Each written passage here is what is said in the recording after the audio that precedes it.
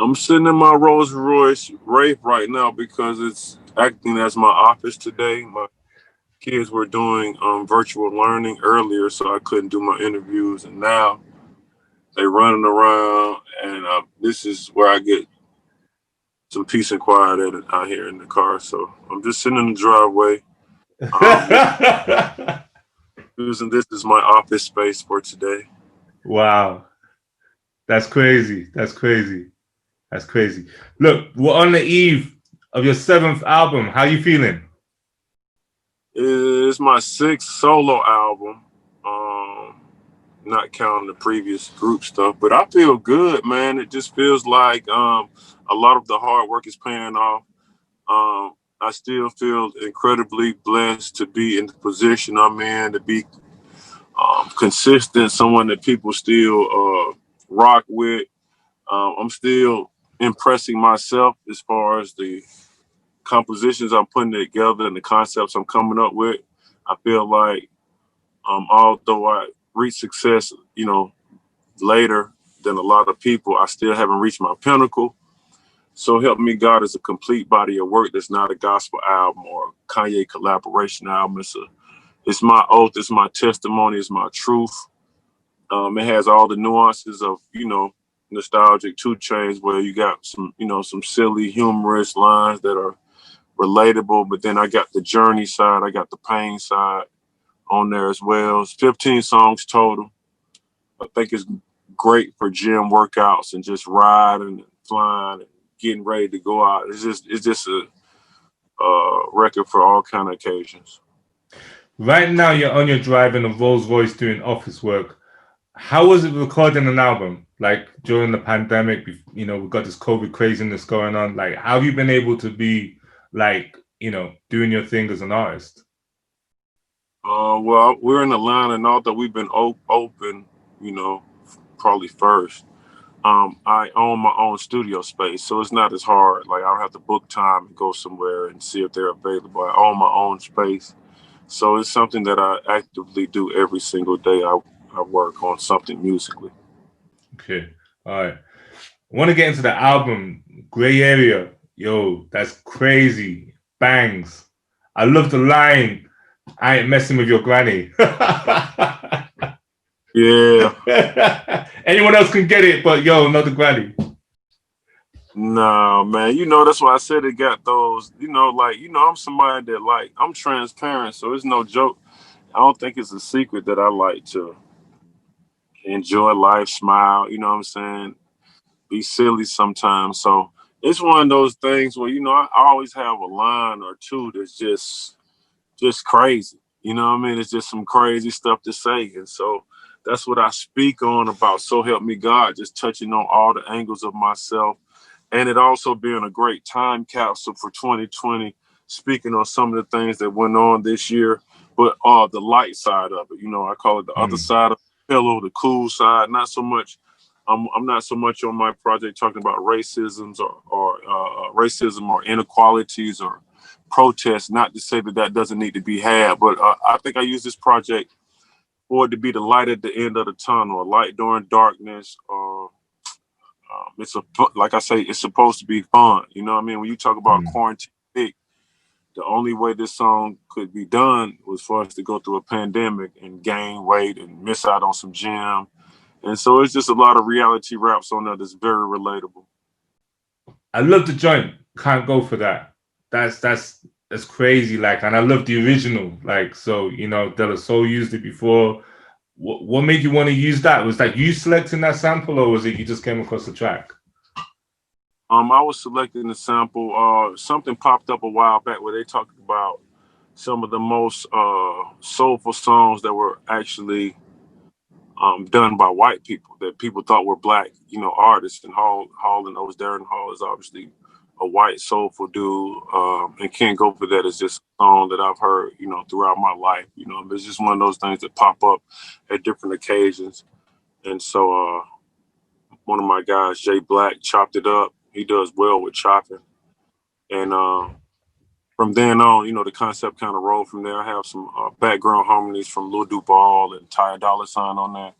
And it's actually a lot of people that I know that hear the album is one of their favorite songs on the whole project. So, Vampire, another banger. We're just going through this album right now. So help me God. And again, one of the lines on that, you know, I should be ashamed of what I said to my mama. Like, can you give an example of that? No, I don't want to talk about it personally, but you know how you say things that you know, when as soon as it come out your mouth, you know it's the wrong thing to say. Well, I do, and it's a weird way to apologize, but it's therapeutic on the track. Vampire is my favorite song on the whole project. It's produced by Cool and Dre. That talks about my serious side, the pain side, the journey side, the storytelling side. So, you know, it's over halfway through the album when you get to Vampire, but it just really it often gives me chill bumps to listen to that song. Okay. We're talking right now. You know, I'm in my studio. You're in your Rolls-Royce. You know, is this where you road tested the album? Is this like wait? Because a lot of us haven't got those voices. I'm just like, oh, it's different. You know what I'm saying? It's different times, different situations. But you know, yeah, is this how you tested the new album? Yeah, well, my Lamborghini truck has I paid for Boise system, like, and it just got these highs, and like I got my Lamb truck sounds really good. So I did listen to a lot of it in there. Today I'm just driving the Wraith because probably one of my other cars are on E. When my cars get on E, I just jump in another one. You know, I probably sound really rich right now, but I am, so I can. How many cars have you got? 1, 2, 3, 4, 5, 6, 7, 8. Probably 9 or 10, maybe. Oh, I got one. I got one in my Florida crib. 10 or 11. 10 or 11. Okay. I have a lot of too. Like I got a lot. I like ATVs, so I have about 1, 2, 3. I have about 6 off-road vehicles that I like to get muddy and stuff. So, right. Yeah. All right. Feel Away. Fire. Whenever you and Kanye connect, is guaranteed to be a banger. Like, yo, I like the way you guys are going back to back on the track as well. It's like, you know, like when you and Ye connect, is it just like old times? Is it just like, has anything changed? You guys grown? Like, obviously, he's a billionaire. You got your 10 cars. You're working from the Rolls-Royce. Like, yeah, I'm not. I'm very far from being a billionaire, but I'm a billionaire mentally. You know, I'm rich. I'm wealthy mentally, and with him, you know, it's not, our relationship is not industry based. So I guess the reason people don't get a lot of music from me and Ye like that, because a lot of the times we not doing music, we just chopping it up about other things going on in life and family and stuff like that. But it was good to reconnect with him on this joint. People, you know, has Brent Fayez on there. He's a super wavy dude I've been working with, and this is a super complete song. And going back and forth definitely was one of the highlights of the project. Yeah. So I like the Now Now Now remix as well. Killed that. Like that was hard. That was hard. I like the line what you said about Ye. Like, you know, I'm not gonna ask you the obvious things about Kanye, but they say there's 2 things you shouldn't talk to friends about: it's politics and religion. And with you being tight with Ye, do you stay clear of that, or is it just like, just keep it to the music when you guys connect? I mean, you know, whatever that I think we talk about is really not for interviews. You know what I'm saying? It's just like whatever. Right. And you know, I don't like to spend a lot of time talking about other people, because they have their own, you know, way of thinking and their own. So I'm not. I don't judge people, and I don't really have an opinion on other people. I know a lot of people are like, curious about him for a lot of reasons, but I'm not the one to like, Yeah. you know, and try to explain or go through that thing. You know what I mean? A lot of stuff that we talk about is not for interviews or whatever. And as far as the song, which is a part of So Help Me God, it was needed because it was we hadn't done nothing like that since Birthday Song, which was 2012. For me, I've done a lot of things, you know, for his project or something. So I think that was the highlight of us just being in the studio together, working on something for me. I was excited about that. Okay. I love Quarantine Thick. Mulatto, like, who is she? Like, where's she from? How do you connect? Mulatto is a young up and coming female from Atlanta, from the South Side where I'm from. She has her own buzz. She has her own lane. She can really, really rap. And when I did Quarantine Thick, I knew I had to have a female on the song. And obviously Cardi and Megan are at the top of the food chain as far as what they do as females. So I think it was important that I tried to find somebody that was just as dope, but you know, had room to grow, you know what I'm saying? But I see tons of upside for Mulatto, you know what I'm saying? She just got everything it take, you know what I'm saying? She a real Southside chick from Clayco, and it's just like it was gonna happen sooner or later, but I'm glad it happened on that joint right there. The way you just described Megan and Cardi, do you think Mulatto's got what it takes to get to that level? Absolutely. In a very short period of time. Wow. All right. That's dope. That's dope. At the beginning of this talk, you said that you haven't reached your pinnacle yet.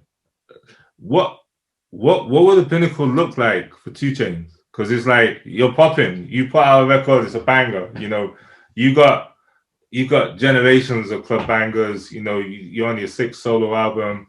What would that be? What would that look like? Probably if I start running out of concepts, ideas, and creativity, which I don't see it happening anytime soon. I still get excited about new ideas. I still get excited about going to the studio. I'm still passionate about, excited and passionate about just not knowing what I'm gonna say next, not knowing what metaphor I'm gonna come up with, just constantly challenging myself. So I think the pinnacle for people is when they kind of wore out. That's far from me. I'm just excited about it. I stay in the studio every night till 5 or 6 in the morning. So it's I'm constantly working on my strengths and my weaknesses. So I don't see it happening anytime soon. You know, you've accomplished a lot, you know, and I've seen you, you know, I was talking to you at the Mix Show Power Summit when you was Titty Boy. Like, that's the first time we did an interview years ago. You know, I've seen you through the DTP era. I've seen you throughout every other album when you've been in the UK with Connected. And, you know, you've won. You've done it. I know you've got your own standards, your own goals, but to the average person, to the average kid on the street, you've done it or you're doing it. And it's crazy because it's like we've lost a lot of young MCs. Like, just again, you know, we've seen it throughout history, but unnecessarily. But it just feels like it's getting quicker and younger, you know, over the last, you know, and I don't want to delve into recent situations or whatever. I just wanted to ask you, like, what advice would you give to the youth coming through, to the kids that are trying to make it, and the kids that maybe just be wilding out too much? Because you've learned lessons, you've seen situations, you're still here and you're popping, you survived. So is there any jewels that you'd give to the kids coming through? Yeah, we were all young before, so it's hard for me to sound preachy and try to tell people don't do stuff that I may be engaged in.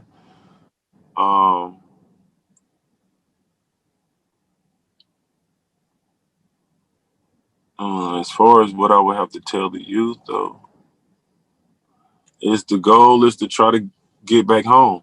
That's the goal. When you leave, the goal is to get back home. That's one thing that they should know. And I think another goal is just whether you're going through ups and downs, is if you can just stay out of penitentiary in the grave, that you know, anything could happen for you. God could, you know, do various things in your life if you could stay available. I think that might be a message, but it's, you know, it's hard to tell somebody don't act like this when I've been a felon since I was a kid as well. Okay. And again, you've always shown love to the UK.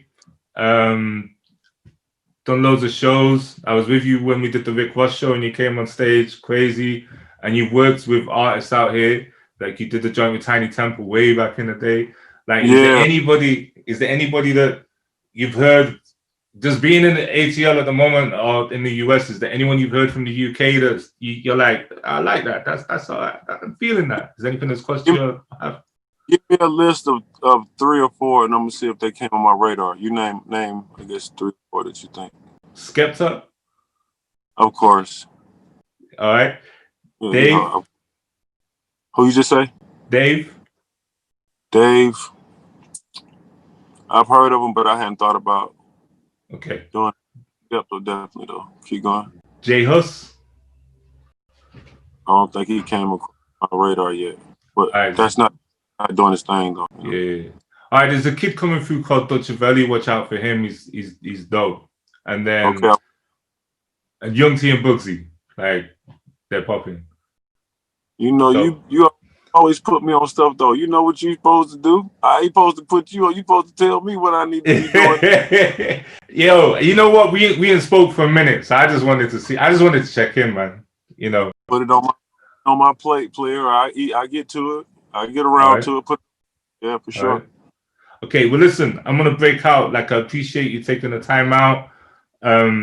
Yo, keep knocking out the bangers. Stay safe, and no doubt we'll catch up again on the next album. And yeah, man, keep doing your thing.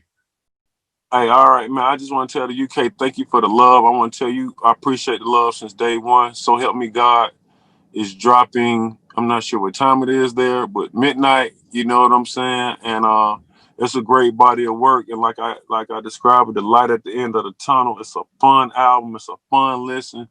Make sure you check it out. If you go to the gym tomorrow, it'll be a great time to load it up so you can get the reps in.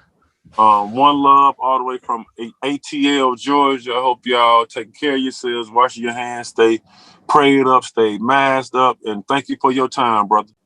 Likewise, man. Thank you.